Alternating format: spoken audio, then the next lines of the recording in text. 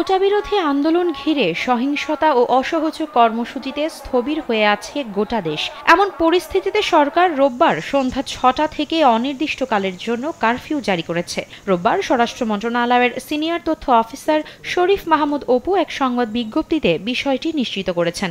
এতে বলা হয়েছে, সন্ধ্যা ৬টা থেকে পরবর্তী নির্দেশ না দেওয়া পর্যন্ত ঢাকা মহানগর সহ সব বিভাগীয় সদর, সিটি কর্পোরেশন, পৌরসভা, শিল্পাঞ্চল, জেলা সদর ও উপজেলা সদরে সান্ধ্য আইন বলবৎ করা হলো। কোটা সংস্কার আন্দোলন ঘিরে সৃষ্ট পরিস্থিতিতে গত ১৯ জুলাই কারফিউ জারি করে সরকার। এরপর ধাপে ধাপে বিভিন্ন জেলায় শিথিল করা হয় কারফিউ।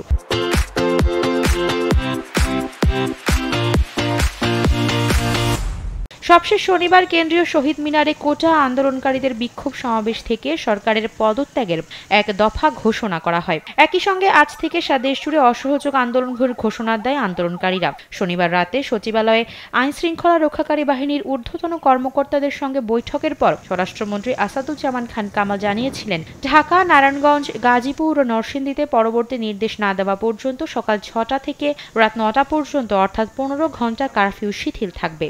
অন্যান্য জেলায় স্থানীয় প্রশাসন কারফিউর বিষয়ে সিদ্ধান্ত নেবে। স্বরাষ্ট্রমন্ত্রীর ঘোষণার পর আজ বিকেলে নতুন সিদ্ধান্তের কথা জানানো হয়।